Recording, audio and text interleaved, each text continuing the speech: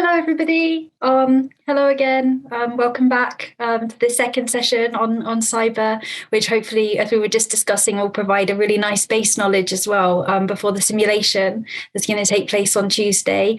We're delighted to be joined once again by Elena Chernenko, special correspondent at Kommersant, and with her particular sort of area of interest and expertise across all matters cyber. So I'll hand over to Elena to pick up from where the discussions left off yesterday, and happy seminaring. Thank you very much, Jade. Good morning, good afternoon, or good evening to everybody in all of the different time zones. I'm very happy to see you back here again. As I said, we'll concentrate on a bit of another aspect of international cyber diplomacy today. And I will start the demonstration right away. So today we're going to discuss bilateral mostly, and a bit of the regional, smaller aspects of cyber efforts of countries throughout the world, concentrating on 3 agreements. Was lots of information on one because it was the first one, and then a bit more of 2 others that are not less important. The one that I would like to talk to you about mostly is the US-Russia agreement that was signed by the 2 countries in 2013, and it was the first ever in the whole world such a agreement. It was called by journalists kind of a electronic non-aggression pact, which it was not that much. It didn't really say we won't ever engage in cyber warfare against each other, but it was close to that. And because it was the first ever such agreement, we'll talk a bit more about that, and then about the US-China agreement that came later, and the Russia-China agreement. And we'll look at what are also kind of their regional implications of this. So to start on, a bit of a boring terminology slide, but it has to be in this presentation because it's very important. When you talk about cybersecurity, the term mostly used in the English language, it is also good to know that there's other definitions of this area. And some countries, for example, Russia, are making a point of using another terminology than cybersecurity.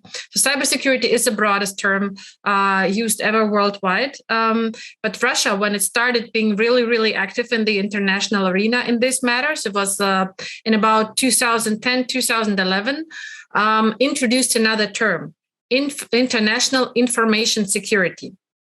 It sounds just like another term, but there's a whole different ideology behind it. And the Chinese point of view on these matters, as far as I understand, is closer to the Russian one than to the Chinese one. I would love us in the end to discuss also this pickup from China on this, because I'm not that familiar. I'm looking at where China votes on with Russia, what common documents it provides, and it's usually closer to the Russian point of view, international information security. So what's the difference?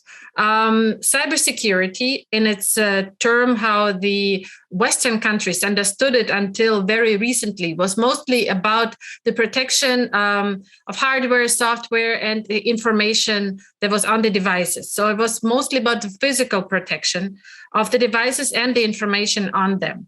So we do cybersecurity because we don't want to prevent our servers, our whole information infrastructure, all of the devices used by the users, and the information within this whole cybersphere.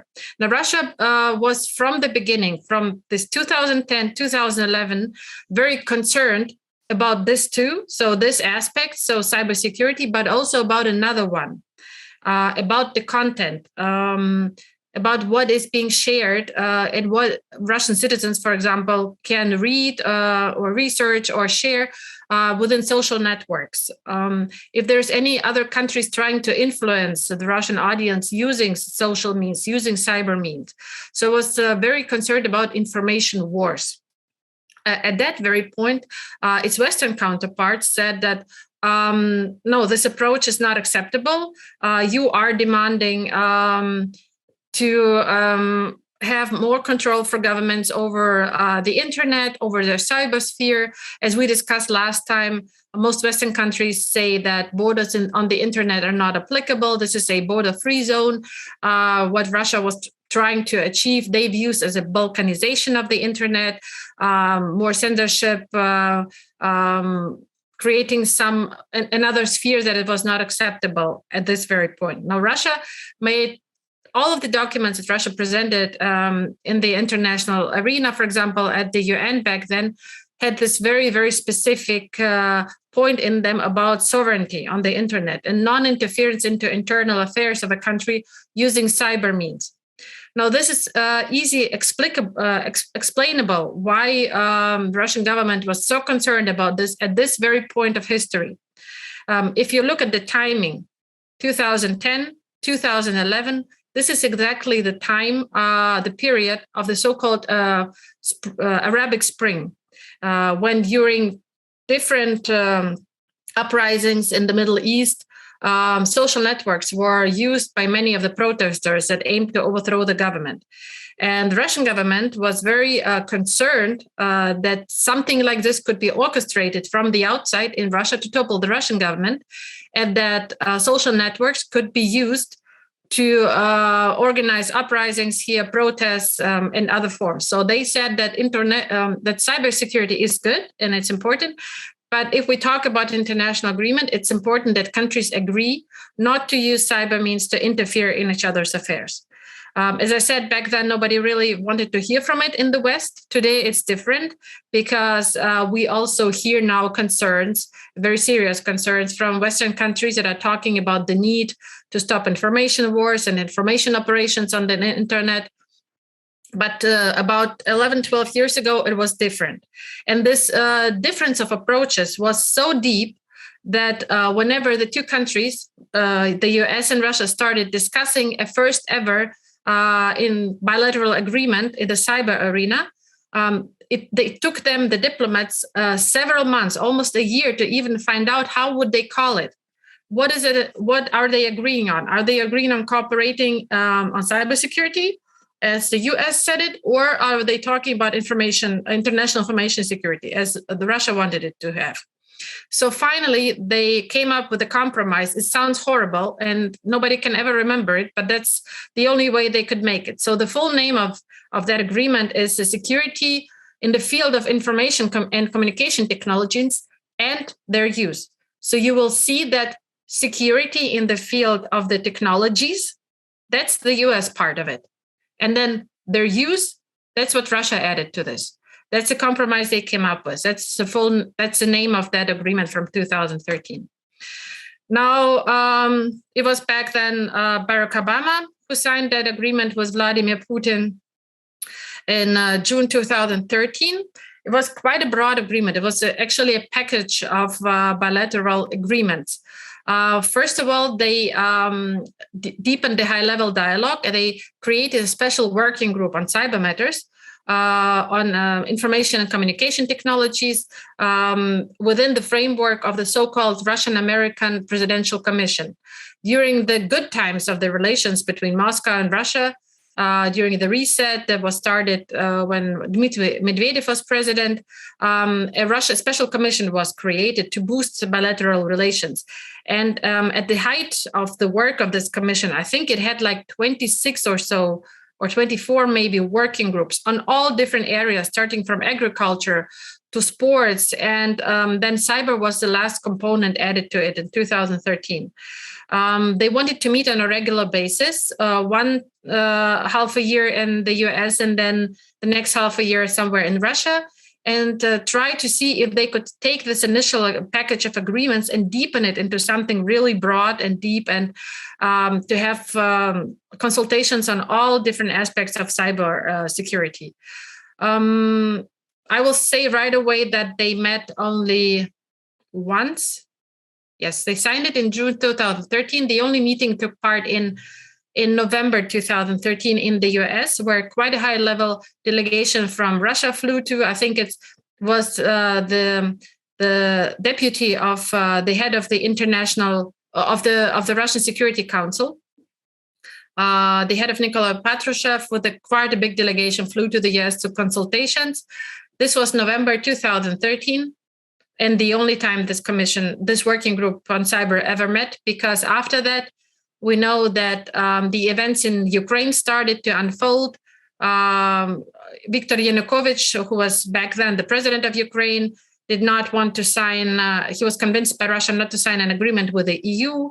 People went out to protest. The second Maidan movement started. And then all of the events around Crimea and the eastern of Ukraine. This is the reason where all of these consultations were then frozen within this working group.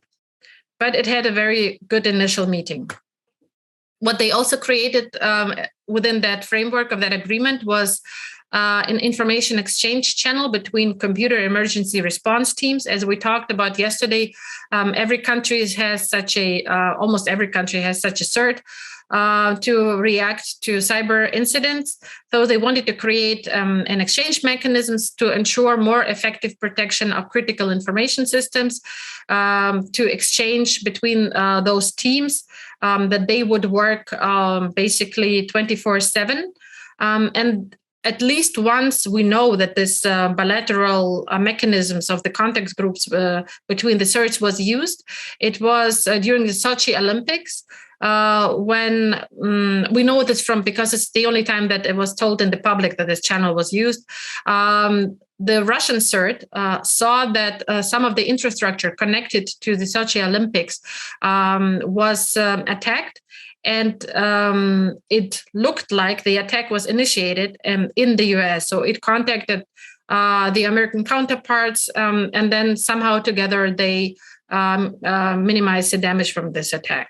We don't know if this communication channel was ever used again. And then a top level communication channel was also created within this agreement. They established a direct line, a hotline in between the Kremlin and the White House, so they could handle potentially dangerous situations that are caused by events that maybe could escalate and cause serious security threats when cyber technologies are used, and then the situation escalates. Again, we know that this channel was used in practical terms. This was after the interference into the elections in the US in 2016. We discussed yesterday that the American officials made a request to Russia to learn more about this attack that happened and to ask them for any technical information they would have on it. So they used exactly this hotline. They asked, they said, guys, we are being attacked. We think it was you. Could you please provide us more information? And then the Russians answered that they need more background from the US. The US gave them some information. The Russians answered. And officials here said it several times publicly that they gave a very broad and deep answer, and they answered all of the questions. But it is clear that the American side was not satisfied for whatever it got from Russia, because just a few days after receiving the second Russian letter, several US intelligence services came up with a joint report blaming Russia for this interference into the presidential elections. Now, Russian officials have since that several times said that they are ready to publish all of these 4 exchanges between the two countries. And they would actually like to do it to show that Russia provided quite a lot of information, allegedly showing that it's innocent. But the US would not agree to publishing these documents. I'm not sure who's right or wrong on this, but me personally, I would love to see what was in this letter exchange. And well, that's again the only time that we know that this hotline was used for cyber means. So they also created another hotline, not only between the Kremlin and the White House. Another one was created on the basis of the Pentagon and the Russian Department of Defense, Ministry of Defense. It was created to facilitate the exchange of urgent messages that can reduce the risk of misunderstanding and escalation and conflict.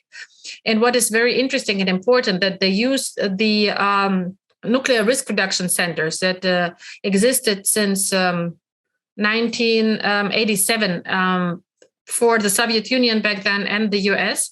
So it had and still has, luckily, 24/7 military people from both sides sitting in it and looking for if there is anything indicating that there might be a nuclear attack coming from the other side, and how to reduce nuclear dangers. This was created after an incident in, I think, 1983, when the Soviets had the impression that the US was attacking them, and luckily they did not react to it. Turned out later that it was a false attack. Something was wrong in the system. But to mitigate such dangers, they created these centers in 1987. And now in 2013, they added cyber people to those military nuke guys. And since then, they're still sitting there. Well, it's I think it's comforting to see that even if those two countries are in a very bad confrontation right now, we can say that these nuclear risk reduction centers are working still, and then the cyber people are also sitting there. There's almost no bilateral agreements still between the US and Russia in the security sphere, except for maybe the START treaty that was prolonged last year, and then some minor agreements. But this treaty on cybersecurity is still working. It's also working in practical terms. But overall, it did not really fly well. It didn't bring the results that the two countries were hoping to see from it. The working group on cybersecurity, as I said, ceased to exist in 2014 because of the conflict over Ukraine. The American side froze all of the relations within that presidential working commission. And then dissolved the commission. So it doesn't exist anymore since 2014. And of course, that working group on cyber also stopped to exist at this moment. There were several attempts to restart this communication channels and to this the whole working group. One was attempted under Donald Trump. When he met with Vladimir Putin the first time, I think it was in Hamburg at the margins of the G7. They sat there for a few hours and came out with two practical results that were announced by the US president. One was a deconflicting mechanism on Syria. It works today still. So they would warn each other about any steps that they're going to take in Syria that might put the other side in danger.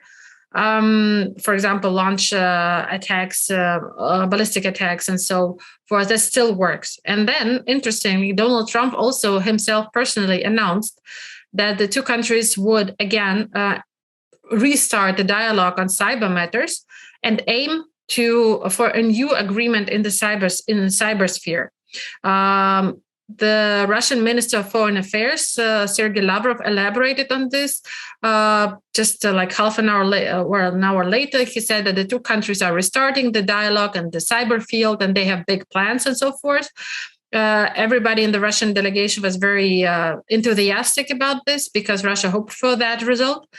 But once Donald Trump and his delegation came back from Germany to the US, he wrote on Twitter, as he did often during his presidency.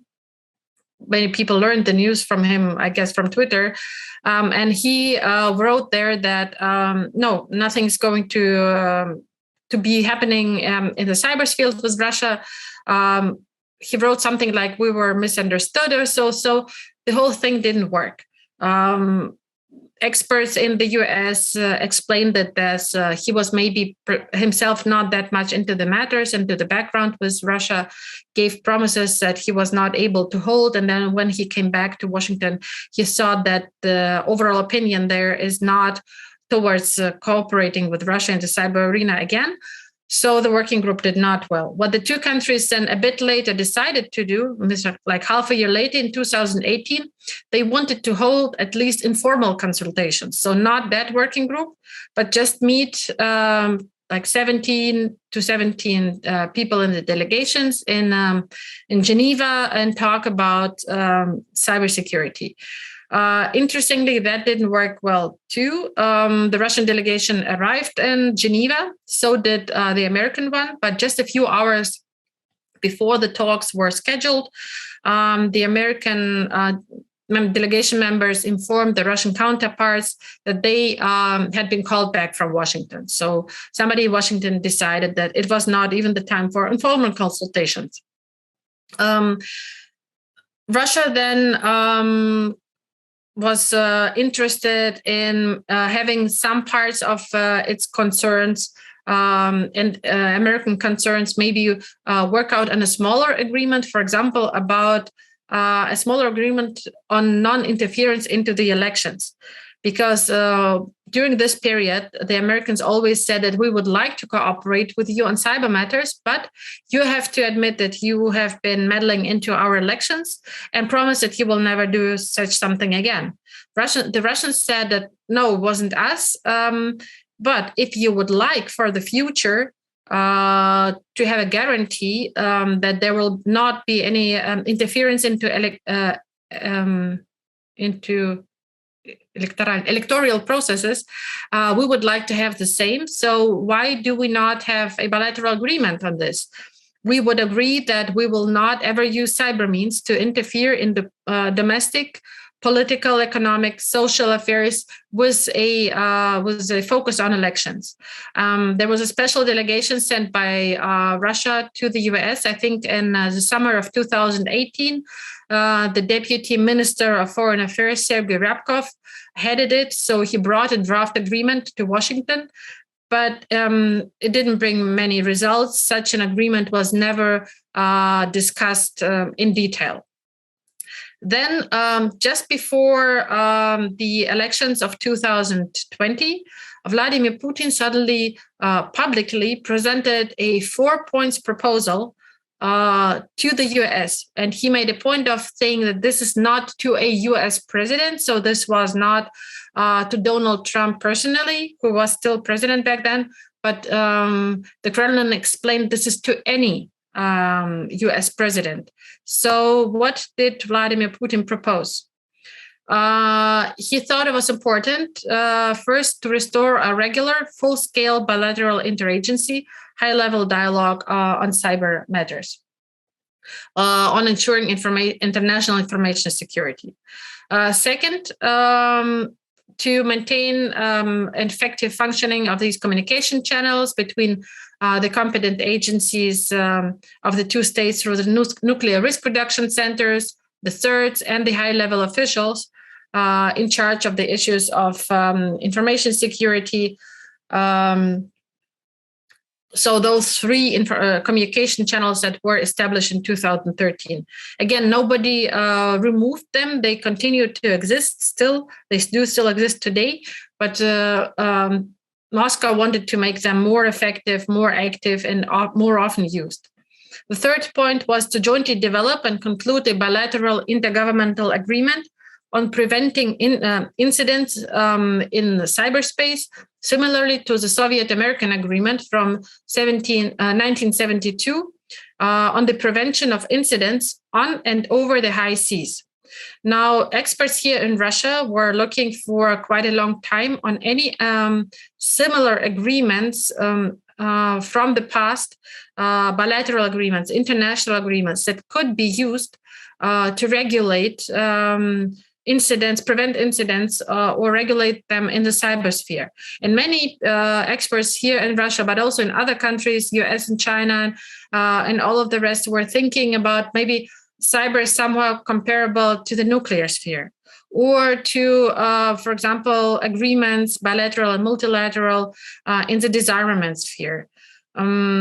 Other conventional weapons agreements. But the closest that then Russia came up with, they thought it would make sense to try to take that agreement about the prevention of incidents on and over high seas and look whether this could be then adapted to the cyberspheres. This agreement, if you look at it, it actually makes sense because it is easily, I think, transferable to the cybersphere. if you look at the wording, what's in that agreement, the two countries back then agreed, for example, how close can their ships navigate on open seas, what maneuvers are acceptable, what are considered dangerous, what do the countries supposed to do when an incident has happened, how do they react to prevent it from escalation. It's very practical, and it's maybe not as ambitious as agreements on nuclear and conventional weapons were. It's a bit easier to control because it's basically about the prevention of incidents. It's not about disarmament, which would be hard to apply to cyberspace. So Russia wanted to have a similar agreement with the US and then build on that and do have similar agreements on cyber with other countries. And then the fourth point was, again, as I just said earlier, in a mutual acceptable format, guarantees of non-intervention into internal affairs of each other, including into electoral processes by means of information and communication technologies and high-tech methods. So basically, again, now here more publicly, the mission of Sergei Ryabkov, it was a non-public mission. He never really talked about this. Journalists found that out later and wrote about this. Here, Putin openly says, if the US is concerned about interference into elections, let's have an agreement because we share the same concern. We will share guarantees that we won't interfere into internal affairs using cyber means. Now, that didn't really go anywhere. The US did not really react to that. But then the administration changed, and a new start for cyber relations of the two countries was possible after the Geneva summit of the 16th of June, 2021. The idea to include topics connected with cyber into this into the agenda of that summit came from the US, who were very concerned about major attacks who they thought were coming from the Russian territory. I'm talking about something that we were discussing yesterday, the Colonial Pipeline attack, for example. But that was not the only one. So there was a whole series of attacks on critical governmental and economic infrastructure in the US. And the American side was convinced that these were hack groups situated either directly in Russia or partly in Russia. And that the Russian government was either knowing about their activity or maybe even somehow directing it or at least closing its eyes to them. So what Joe Biden did at that summit, he addressed Vladimir Putin with two ideas. So they wanted to, the US proposed to restart the dialogue on cyber, but to concentrate firstly, on preventing attacks by hacker groups, mostly ransomware spreaders. And then the second step from this would be to give each other guarantees on non-aggression against critical infrastructure facilities. We discussed it a bit yesterday. In the US, it's 16 sectors, in Russia, 13. So Joe Biden was proposing as a second step to concentrate on this sphere, on critical infrastructure. But the first concern of his was ransomware spreaders. And it actually worked quite well. It was very promising for the first half of the year. There was at least 4 meetings of the groups. They mostly met via online communication. There was a group delegation. The Russian delegation was sitting here at the Kremlin, and the US delegation cooperated with them from the White House. But there was also personal meetings in person. And they presented in the first few months quite good results.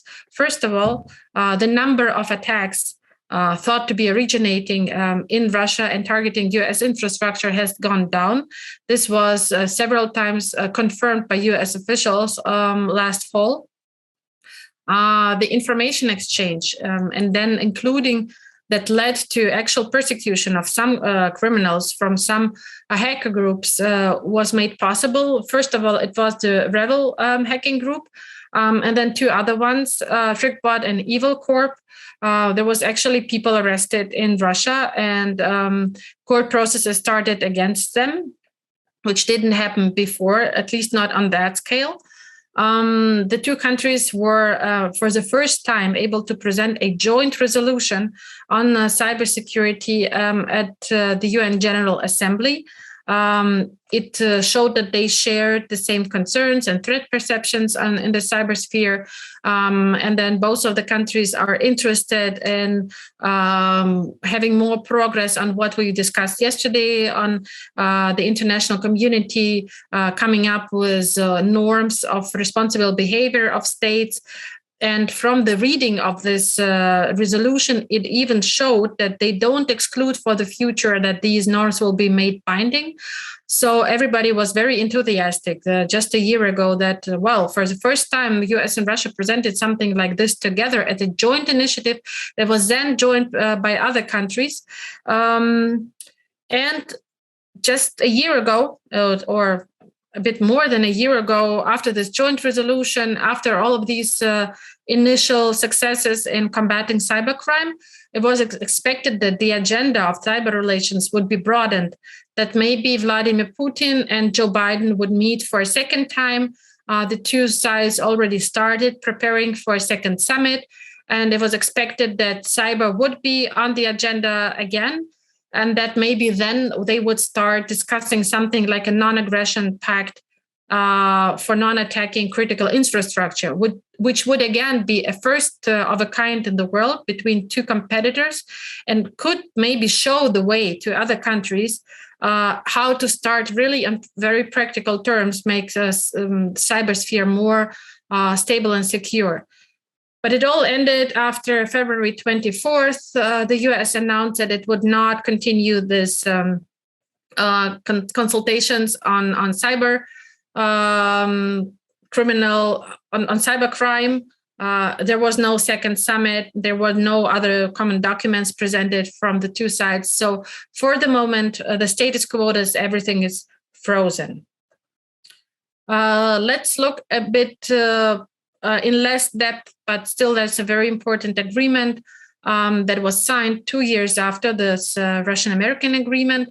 There was then a first ever Russia-China agreement on cyber matters. Now, this document, if you look at it, is quite different in nuance from the first one signed with the US. Actually, these three agreements that we're going to talk about today, they have lots of similarities, but they're different. And the difference is important. When we talk about the US-Russia agreement, it was more about preventing conflict and reacting to initial stages of possible incidents. The Russia-China agreement, it was more about boosting cooperation between the two countries, advocating their common view of cyber sovereignty and common threat perception. So this was not as much a non-aggression pact or conflict prevention pact. It was really more a cooperation treaty. It also said that we won't hack each other. So it was a bigger document. It had more detail into it. It said lots about information exchange, about best practices exchange, and they do this in practical terms since then. It still works, that agreement, and most experts say that overall it works well. The two countries share lots of information on, for example, surveillance technology, and China is way ahead of this in Russia, and Russia is adopting the Chinese experience here.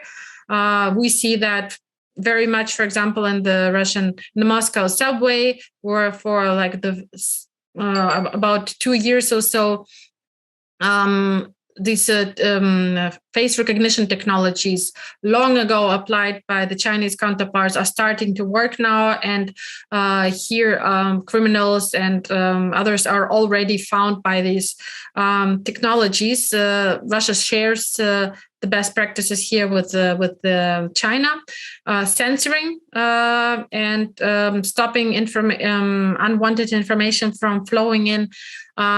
There's also cooperation, and again, the Chinese have more to offer and experience here, and Russia looks at this with big interest, and of course on things like 5G. So the countries do cooperate quite well since 7 years on this.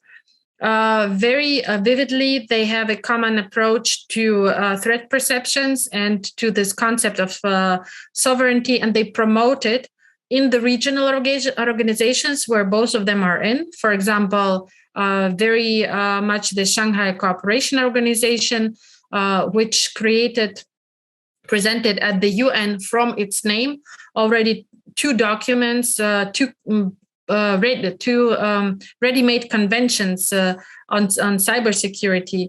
The Shanghai Cooperation Organization in 2011 and then in 2015 presented at the UN its vision of a code of conduct for states on cyberspace. So parallel to this governmental group of experts that was working, the Shanghai Cooperation Organization presented at the UN and already its view on how states should behave on the internet in the cybersphere. And of course, the principle that was most important in this document was cyber sovereignty. It goes through the whole document that every government has sovereign rights over its sphere of the internet, that the governments have the right to control it, to negotiate with other governments the rules, and the rules, of course, are based on the principle of non-intervention and so forth. So Russia and China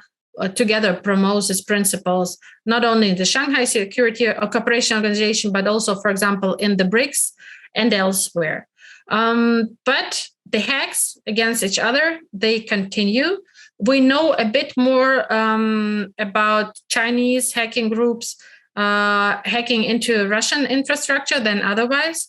But for example, that one report that I was talking about yesterday, where the Russian government presented lots of technical data that it was hacked, that some of the government agencies have been hacked by another country, by a state actor, where the Russian government didn't say which country it was. Then experts from the West, there was a Sentinel-1 company that first looked at this data and said, well, we think it was the Chinese. And then another company also came to the same conclusions. And the Russian government did not deny or confirm this. So this was the data breach in 2021. But such intrusions, such hacks are reported almost on a monthly basis since even this agreement is in place. Just recently, it was reported that quite a big attack happened into the military and scientific institutions that are part of the Rostec Corporation has happened. This was already this year, like 3 months ago. And IT companies also looking at the data came to the conclusion that it was from checking Chinese hacking groups that are allegedly connected to the Chinese government. So it's quite a delicate balance here on very good cooperation, and which is important that there is also military part in this cooperation that is unique between two such countries, that, for example, there is joint exercises, military exercises, where cyber is now also a component. And based on this agreement from 2015, the two countries developed. So there's very good government-to-government cooperation also, including the military sphere. But the hacks continue, and mostly it's about electronic espionage. So it's not that much disruptions or else. It's about intruding and getting information. The same year, a US-China agreement on cyber matters was signed. The background of this was that the number of economic espionage intrusions originating from China into US networks has gone up drastically, and there has been several arrests by the US government, and the US government also threatened to apply sanctions against Chinese companies if these attacks don't stop. So at some point, the two countries were able to agree on a document. Its key feature is deconfliction. So it's not that much cooperation and promoting common threat perceptions and common principles like China, Russia. Is not that much preventing things that could come in the future, like the US-Russia agreement.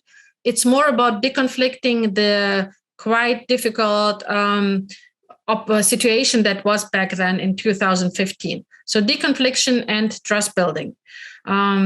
Information sharing mechanisms were created within this agreement, and they promised that neither country would support cyber-enabled economic espionage.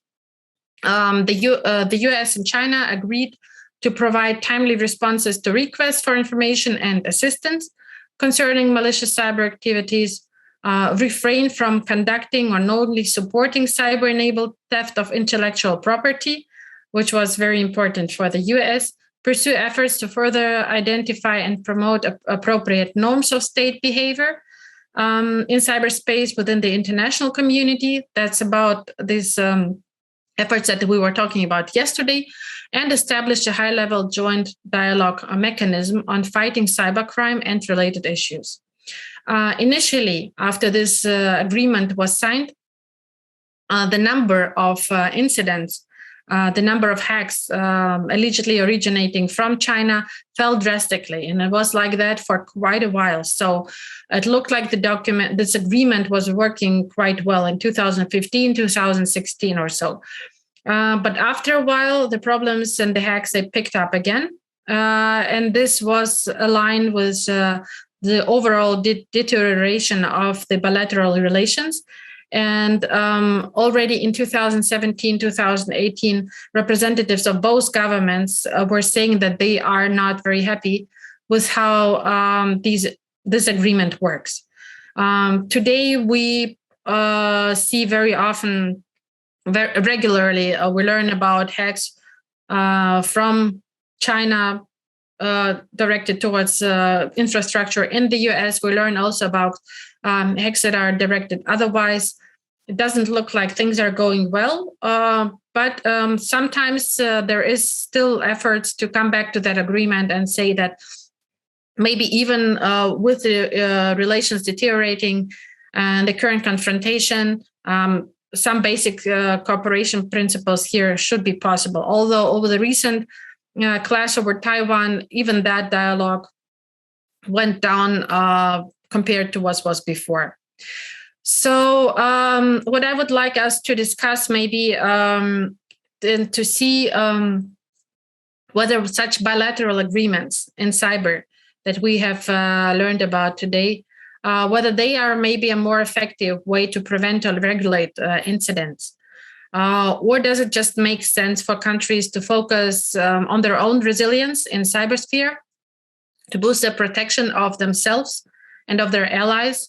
For example, the NATO alliance is since at least 2014, 2015, investing lots of time and money and knowledge into making sure that the NATO infrastructure itself is secured, and then that individual member states also have put a lot of effort into making their infrastructure, cyber infrastructure, more resilient. The same is within Russia, and it's led the alliance that it leads, the Collective Security Treaty Organization, doesn't do as much in practical terms, but cyber is always on the agenda in the recent years. Or on a smaller scale, maybe in the Shanghai Security Collective, the Shanghai Cooperation Organization, or maybe specific characteristics of cyberspace. For example, the attribution issue that we talked about and other nuances make such agreements on any scale, international, regional, or bilateral, ineffective. It doesn't make sense to pursue cyber diplomacy at all. So that would be the question that I would like us to discuss. And if possible, I would love to hear from our participants with the knowledge of Chinese. The question that I asked in the very beginning, what is the terminology used by Chinese officials? I'm not talking about experts, but is it more cybersecurity, or is it closer to international information security, where this content part and information wars is also important?